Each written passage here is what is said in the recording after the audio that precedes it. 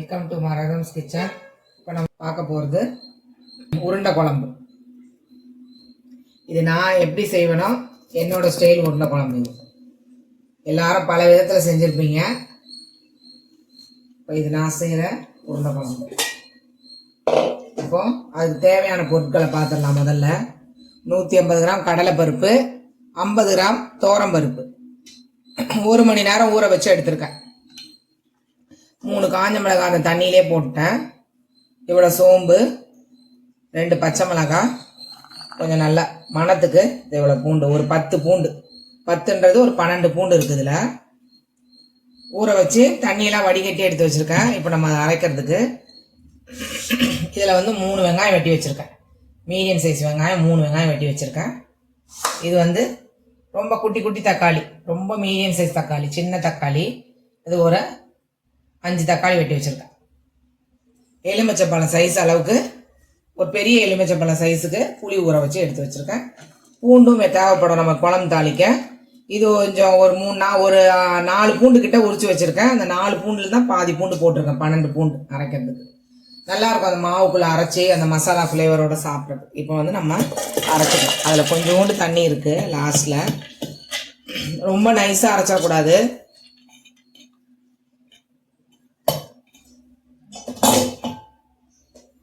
கொஞ்சம் 1/2 ஸ்பூன் உப்பு போட்டுக்கலாம்.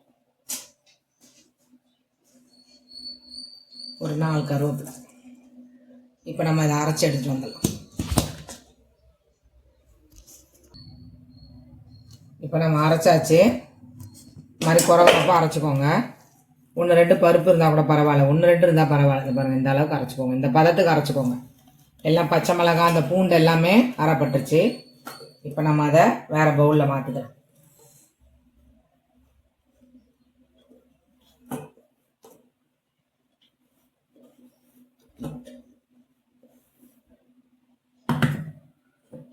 கடலைப்பருப்போட அந்த மிக்சியில் கொஞ்சம் அப்படியே ஒட்டினாப்பில் இருக்கு இல்லையா, அதை வந்து இந்த பாருங்கள் புளி தண்ணியில் அரைச்சி இதை எடுத்து வச்சுக்கோ.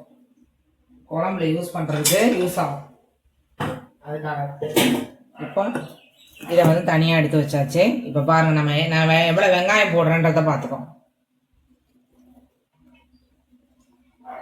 இப்போ நான் 3 வெங்காயம் வெட்டி வச்சுருக்கேன். அதில் வந்து நான் ஒரு வெங்காயமும் 1/4 வெங்காயம் போட்டிருக்கேன். செஞ்சுக்கோங்க.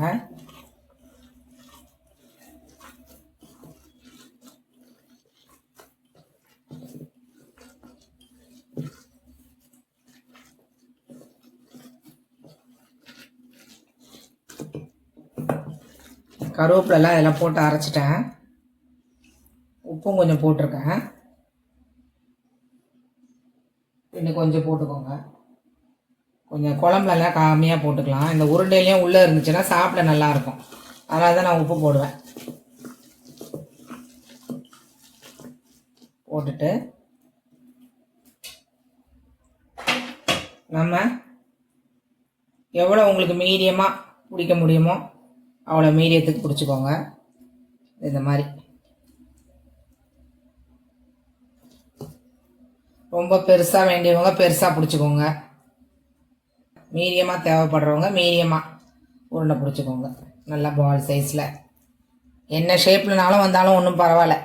ஒரு சிலர் தான் ஷேப்பெல்லாம் பார்த்து பிடிப்பாங்க. நான் அதெல்லாம் பார்க்க மாட்டேன். ஓரளவுக்கு உருண்டையாக இருந்தால் போதும். நம்ம இதை உருண்டையெல்லாம் பிடிச்சி வச்சுட்டு நம்ம ஸ்டவ் பற்ற வச்சு குழம்பு தாளிக்கிறத பார்க்கலாம். இப்போ நம்ம உருண்டைகளெல்லாம் இந்த மாதிரி பிடிச்சி ரவுண்ட் பண்ணி எடுத்து வச்சுக்கிட்டோம். இப்போ அதை வந்து எப்படி பொரிக்கிறதுன்னு காட்டுறேன். அதுக்கு முன்னாடி நம்ம வந்து குழம்ப தாளிச்சுக்கலாம். இப்போ ஸ்டவ் பற்ற வச்சுக்கலாம். அந்த மாதிரி தாராளமாக எடுத்துக்கோங்க. அப்போ தான் அந்த உருண்டெல்லாம் கரெக்டாக ஒன்றோட ஒன்று அமுங்காத வரும்.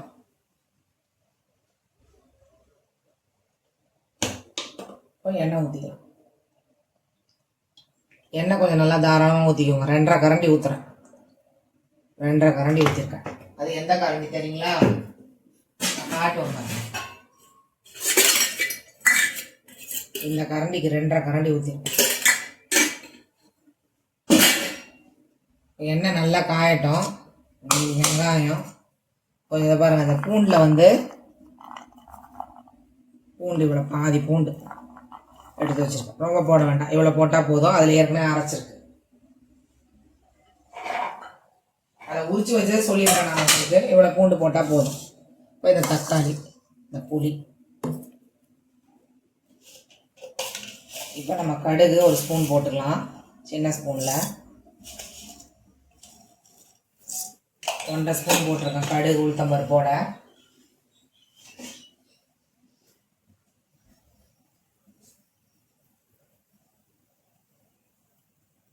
இந்த கடுகு கொஞ்சம் பொரிஞ்ச உடனே நம்ம அந்த வெந்தயத்தை போட்ட கையோடையே நம்ம வெங்காயம் பூண்டை போட்டுடலாம். ஏன்னா கடுகு வெந்தயம் வண்டி கருவாக வேண்டாம். கடுகுலாம் நல்லா பொரியுது. இப்போ நம்ம வந்து ஓரளவுக்கு நல்லா பொரிஞ்சிச்சு. இப்போ நம்ம இந்த வெந்தயத்தை ஓரமாக போட்டுக்கலாம். வெந்தயம் எதுவுமே பொரிய தேவையில்ல. அதுக்கு முன்னாடி நம்ம பூண்டை போட்டுக்கலாம். பூண்டு போட்டு நல்லா இப்படி கிளறி விட்டுக்கோங்க. வெங்காயம் போட்டுக்கலாம்.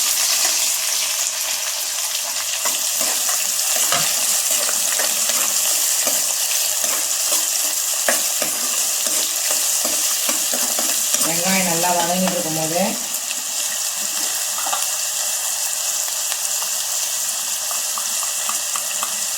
கால் ஸ்பூன் மஞ்சத்தூள் போட்டுக்கோங்க.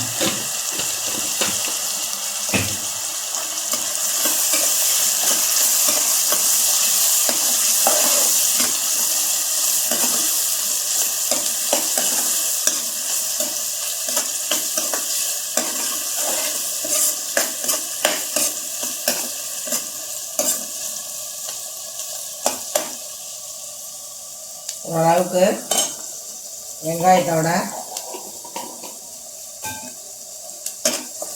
கலர் சேஞ்ச் ஆகிற அளவுக்கு வறுத்துக்கோங்க. ரொம்ப ப்ரௌனாக ஆக வேண்டாம், ரொம்ப நேரம் மாற வேண்டாம். மீடியமாக வெங்காயம் வதங்கியிருந்தால் போதும். ஏன்னா தக்காளி போடும் போதே நல்லா அந்த வெங்காயம் வதங்கிடும். பூண்டு வெங்காயமும் நல்லா வெந்துடும். அந்த எண்ணெயிலேயே நல்லா அதை அப்படியே வதக்கிட்டே இருங்க. பாருங்கள், சேஞ்ச் ஆகிடுச்சு வெங்காயத்து கலரு. இப்போ நம்ம தக்காளி போட்டுக்கலாம். தக்காளி போட்டுட்டு நம்ம இப்போ 1 ஸ்பூனு 1.5 ஸ்பூன் உப்பு சால்ட்டு போட்டுட்டோம். அப்புறம் எது வேணாலும் நம்ம டேஸ்ட் பண்ணி பார்த்துட்டு போட்டுக்கலாம். நான் 1.5 ஸ்பூன் போட்டேன். நம்ம வந்து பருப்புலையும் போட்டிருக்கோம். இப்போ நம்ம வந்து கொஞ்சம் கருவேப்பிலையை போட்டுட்டு மூடி வச்சிடலாம் ஒரு 3 நிமிஷத்துக்கு.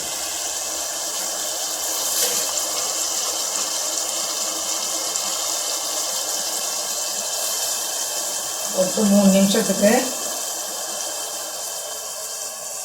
3 நிமிஷத்துக்கு க்ளோஸ் பண்ணி வச்சிடலாம். அப்புறம் இந்த புளியை வந்து கரைச்சி எடுத்து வச்சுக்கலாம். குழம்புக்கு தேவையான புளியை நம்ம கரைச்சி எடுத்து வச்சுக்கலாம்.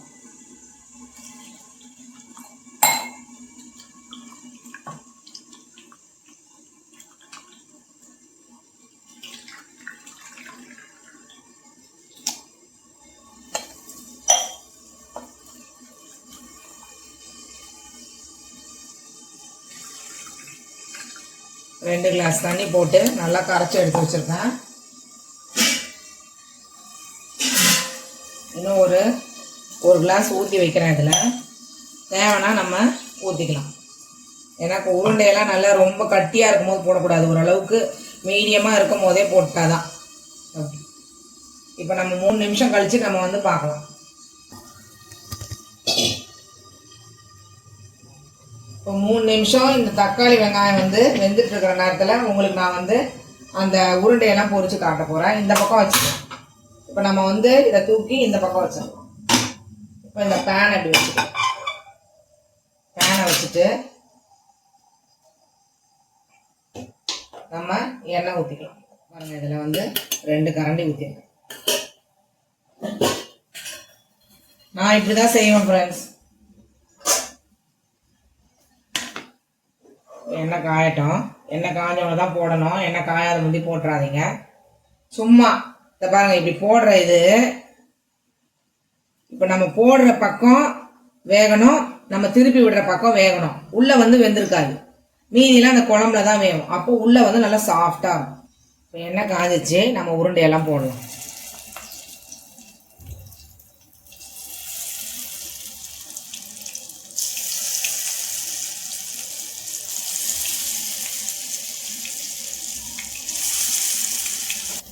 இப்போ இந்த ஒரு சைடு வெந்துருச்சு இல்லையா, அதை பாருங்க. இந்த மாதிரி கரண்டியில் எடுக்க முடியலன்னா இந்த மாதிரி ஜல்லி கரண்டியில் எடுத்துக்கோங்க.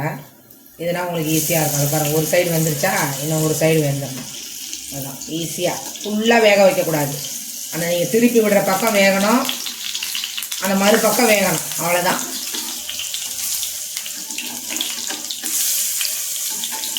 ஹைலனாலும் வச்சுக்கோங்க. பக்கத்தில் இருந்தீங்கன்னா ஹையில் வச்சிங்கன்னா சீக்கிரமாக குழம்பு ரெடி பண்ணிடலாம்.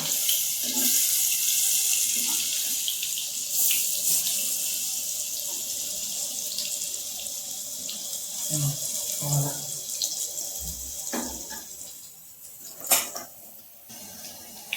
இப்போ நம்ம வந்து இது எல்லாமே ஒரு பவுலில் ட்ரான்ஸ்ஃபர் பண்ணிக்கலாம். இதை பாருங்கள், ஒரு பக்கம் வெந்து இன்னொரு பக்கம் வெந்தும் அடியில் நடுவில் வேகாமல் இருக்கும். உங்களுக்கே நல்லா தெரியும். அது அந்த நேரத்தில் எடுத்துடணும், வேக விடக்கூடாது.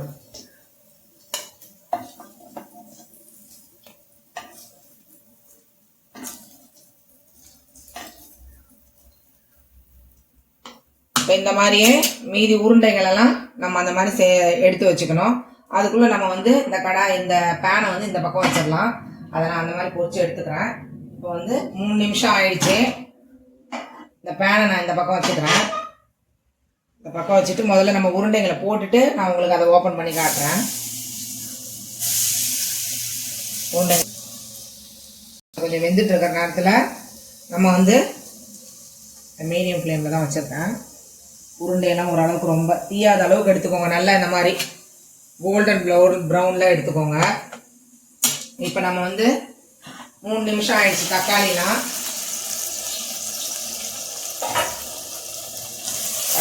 நல்லா மசிஞ்சிருச்சு. பாருங்க, தக்காளிலாம் நல்லா கொலன்னு ஆயிடுச்சு. இந்த நேரத்தில் நம்ம வந்து நல்லா கிளறி விட்டுக்கோங்க. பாருங்க, எண்ணெய்லாம் நல்லா பிரிஞ்சு வந்துருச்சு. இப்போ நம்ம புளி தண்ணி ஊற்றிக்கலாம்.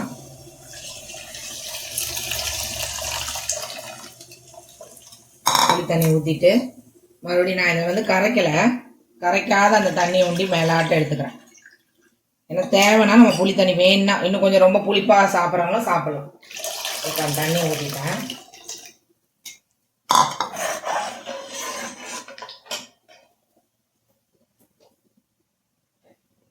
இப்போ வந்து இதை ஹையில் வச்சுக்கோங்க. இந்த பக்கம் வந்து இந்த உருண்டையை நான் இந்த பக்கம் திருப்பி விட போகிறேன்.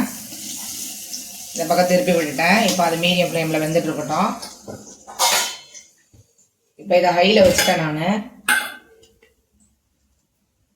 1 2 2.5 போட்டிருக்கேன். குழம்பு மிளகாத்தூள் 2.5 ஸ்பூன். இப்போ நம்ம நல்லா கலக்கி விட்டுக்கோங்க.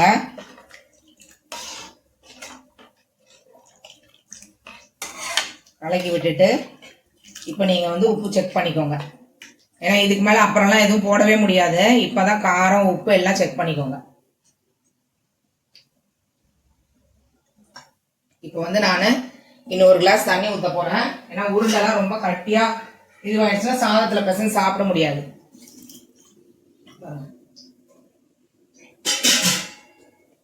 1.25 கிளாஸ் ஊற்றுறேன்.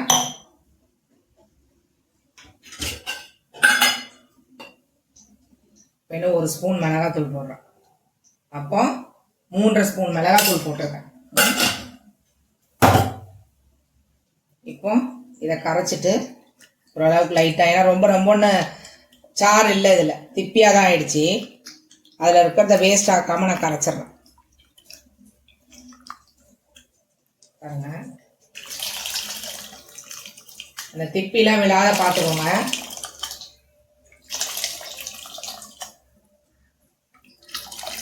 அவ்வளோதான். உப்பு ஒரு 1/2 ஸ்பூன் போட்டுக்கோங்க. அவ்வளோதான். இப்போ இந்த உருண்டையெல்லாம் எடுத்துக்கலாம் நம்ம.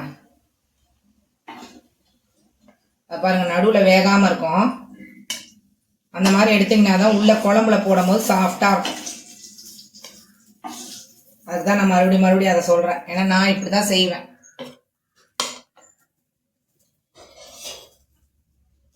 மறுபடி அந்த மீதி 6 உருண்டையை போட்டுடலாம்.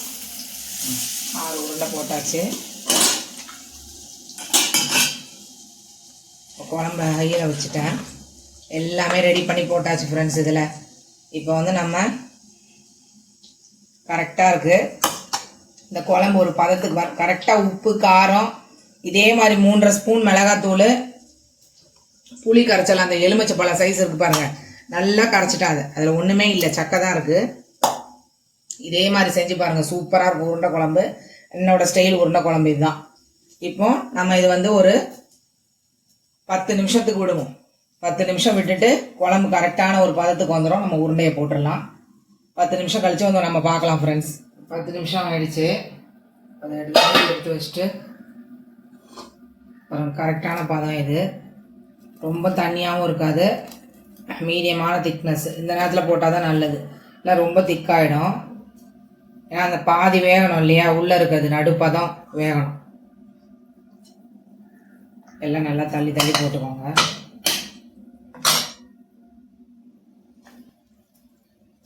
அவ்வளோதான். ஒன்றும் கலக்கிலாம் விட வேண்டாம்.